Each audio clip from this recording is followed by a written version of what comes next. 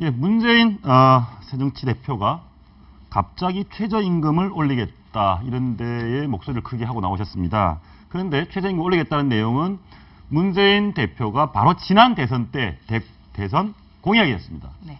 지금 지난 대선 때 공약을 다시 갖고 와서 임금을 올리겠다는 무슨 얘기입니까? 지난 대선 공약 때부터 예. 이 최저임금 인상 문제를 얘기를 했죠. 예. 바로 최저임금 인상이라는 것이 새정치민주연합이 표방하고 있는 서민과 중산층을 위한 정당, 여기에 가장 부합하기 때문인데요. 예. 마침 또 최경환 경제부총리가 최저임금을 인상하자 이렇게 해서 여당에서도 당정관계 차원에서 검토를 하겠다고 하니까 여기에 대해서 환영을 한 거죠. 예. 그런데 이 환영한 건 맞는데 지나치게 이 부분에 대해서 강조하고 이거를 얼마 이상으로 끌어올리자 이렇게 선제적으로 나가는 것이 너무 정략적이 아니냐 이런 지적도 나오고 있는 겁니다. 그 말 하나 물어보겠습니다.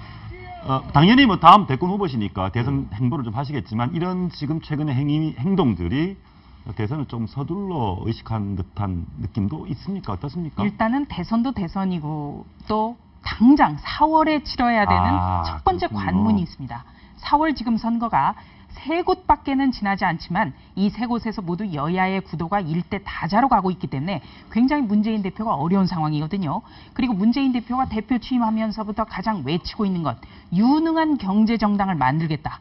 예, 이 부분을 강조를 하고 있습니다. 예. 그렇다면 이 최저임금 인상 물론 필요합니다. 인권을 위해서도 필요하고 또 경제 활성화를 위해서도 필요하고 또 정말 경제 어렵다고 하는 서민과 중산층을 위해서도 필요한데 문제는 어느 정도의 폭으로 인상할 것인지 그리고 이것이 과연 기업의 어떤 경기 활성화 그 대책과도 전부 다 맞물려서 예. 선순환 구조로 나갈 수 있는지 여러 가지를 봐야 되는 거죠. 예. 그래서 구체적인 어떤 대안을 제시하고 여기에 대해서도 구체적인 안을 가지고 그 정부와 여당과 함께 논의하면 좋겠다. 이렇게 해야 주도를 할 수 있는 예, 겁니다. 그런데 문재인 대표는 지금 당면한 과제가 이 재보선 말씀하셨는데 여전히 뭐 천정배 의원도 뭐 탈당하고 또 실제로 이런 것도 있습니다.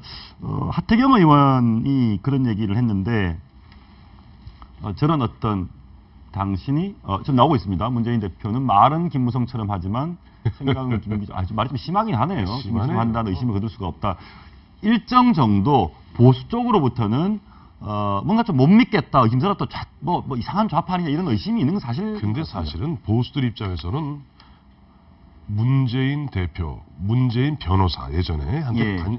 깊은 관심을 갖기 시작했던 게 2009년 5월 23일 날 노무현 대통령께서 세상을 갖다 버리셨을 때, 세상 돌아가셨을 때 그때 문재인 전 비서실장이 상황을 정리하는 거 보고 보수 쪽에서 굉장히 관심을 갖기 시작했습니다. 아, 굉장히 침착하구나, 냉철하구나. 그리고 상황을 갖다가 번지지 않게 결정적으로 문재인 당시 변호사 이렇게 얘기했습니다.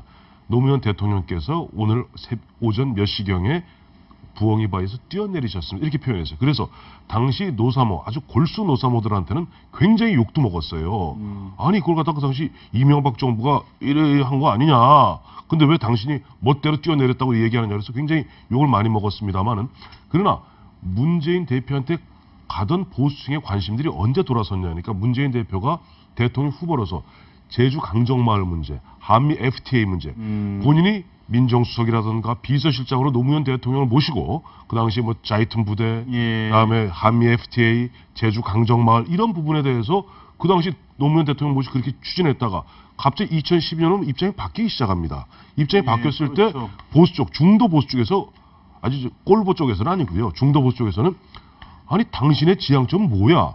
이때 말 다르고 저때 말 다른 거야? 그때부터 문재인 변호사, 문재인 대통령 후보한테 관심을 가지면서도 아직 확실하게 믿음을 못 갖는 그런 분위기가 극단적으로 나타난 것이 아까 하태경 의원이 생각은 김무성 같이 하면서 왜 행동을 김기종 같이 하느냐는 힐난 심한 말을 했는데 말은 굉장히 심해요. 그 사람. 예. 공격을 한 분이 하나 더 있습니다. 어제 공격을 했나요? 천정배 의원 탈당의 변 한번 들어보시겠습니다. 정권 교체의 실패에도 반성과 쇄신은 없고 책임도 지지 않습니다. 그 중심에 계파, 패거리, 기득권 정치가 자리 잡고 있습니다. 그러니 선거는 져도 계파는 살아남습니다. 반성도 책임도 쇄신도 없이 개파 패권주의 정치만 악순환을 반복하고 있습니다. 정말 이대로는 안 됩니다. 내용을 들어보면 문재인 대표를 정면으로 공격하는 것 같습니다. 저 얘기에 대해서 야권의 반응은 어떻습니까?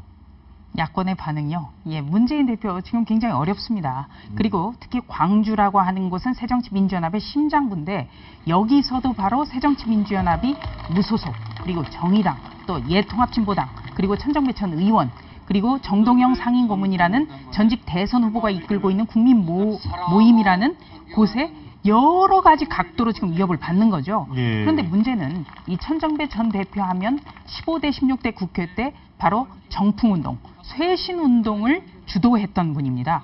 이분이 탈당하면서 호남을 40번이나 외치면서 지금 탈당을 했는데 예. 이분이야말로 어떤 기득권 정치가 아니냐 이런 비판도 적지 않습니다. 왜냐? 예. 광주하고 천정배 전 의원의 연고가 전혀 없습니다. 없습니까? 네, 목포죠, 전남 목포. 신안군에서 태어났죠. 신안군 암태도에서 태어났는데 고등학교는 목포 고등학교를 나왔습니다. 하지만 경기도 안산에서 사선 국회의원을 했습니다. 사선 국회의원 하다가 갑자기 서울시장 출마하겠다고 2011년에 서울로 옵니다. 그러다가 지난번엔 송파에 출마를 해서 낙선을 했습니다. 그런데 이번에는 아무 연고가 없는 광주를 택한 겁니다. 그것도 어떻게 보면 그동안의 행보가 광주에서의 공천을 이렇게 저울질하는 듯한 모습을 보였거든요. 예. 그래서 새정치민주연합 내부에서는 이 개파와 관계없이 참 천정배 전 그 의원에 대해서는 안타깝다. 왜냐? 목포의 3대 천재라고 불렸고 또 한때 정풍과 쇄신의 주역이었기 때문에 이런 점에서는 참 안타깝다는 얘기를 했고요. 또 문재인 대표가 바로 4월 보궐선거 1차적인 정치적 시험대입니다. 그리고 새누리당 하태경 의원 같은 분들 참 하태경 의원이라든지 김진태 의원이라든지 참 이 초선들 정말 말 좀 조심해서 했으면 예. 좋겠는데요. 공당의 대표에게 할 수 있는 말과 할 수 없는 말이 있습니다. 지적을 하려면 굉장히 정제해서 해야 됩니다. 물론 문재인 대표가 이 하태경 의원의 발언에 대해서 힌트를 얻으면 됩니다. 뭐냐면요. 바로 이 문재인 대표가 이번 리포트 대사 이후에 굉장히 곤란한 상황에 빠졌습니다. 예. 새정치민주연합이나 이 문재인 대표의 지지율도 또 주춤하는 양상, 그렇습니다. 보수층이 결집하면서 왜? 외교 안보에 대해서 강한 신뢰를 주지 못했는데요. 예. 바로 이 어떤 그 전시작전권 그 전환 문제에 있어서도 그 전환을 해야 된다. 이거는 굴욕이다. 이렇게까지 표현을 했고 또 제주 해군기지 같은 노무현 전 대통령이 했던 수건 사업에 대해서 또 반대를 했었고요. 예. 또 천안함에 대해서도 계속 북한의 소행을 인정하지 않는 듯한 태도를 보였고 대선 1년 뒤에도 회고록에 천안함 사고라고 적었습니다.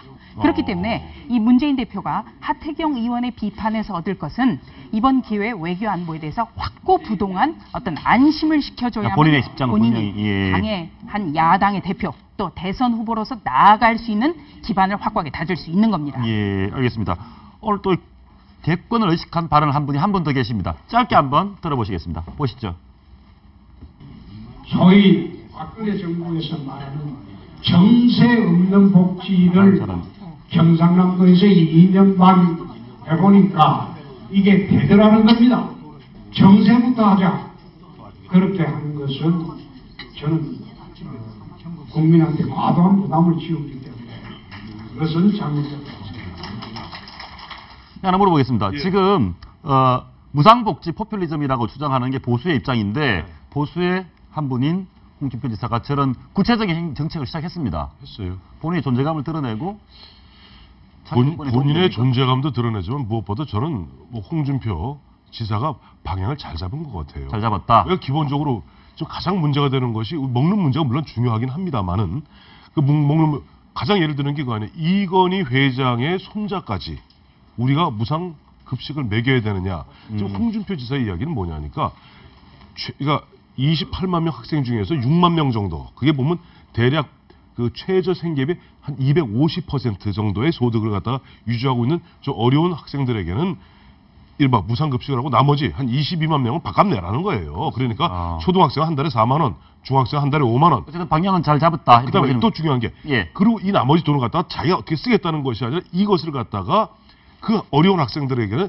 다시 연 50만 원씩 이른바 예. 학업 뭔가 좀 공부할 수 있는 그런 걸 지원하겠다. 그러니까 같은 돈을 쓰되 이걸 먹는 쪽으로 쓰느냐 아니면 먹는 쪽에 있어서 내가 내 밥에 밥 먹일 수 있는 애들은 밥 먹고 그다음 나머지 부분을 갖다가 이른바 이 지방 정부 차원에서 애들에게 좀 공부할 수 있는 그 전략이 이번에 국민들에게 먹힐지는 저는 조금만 지켜보시죠. 상당히 보면은 설득력이 있을 거라고 봐요. 물론 아닌 쪽도 있겠죠.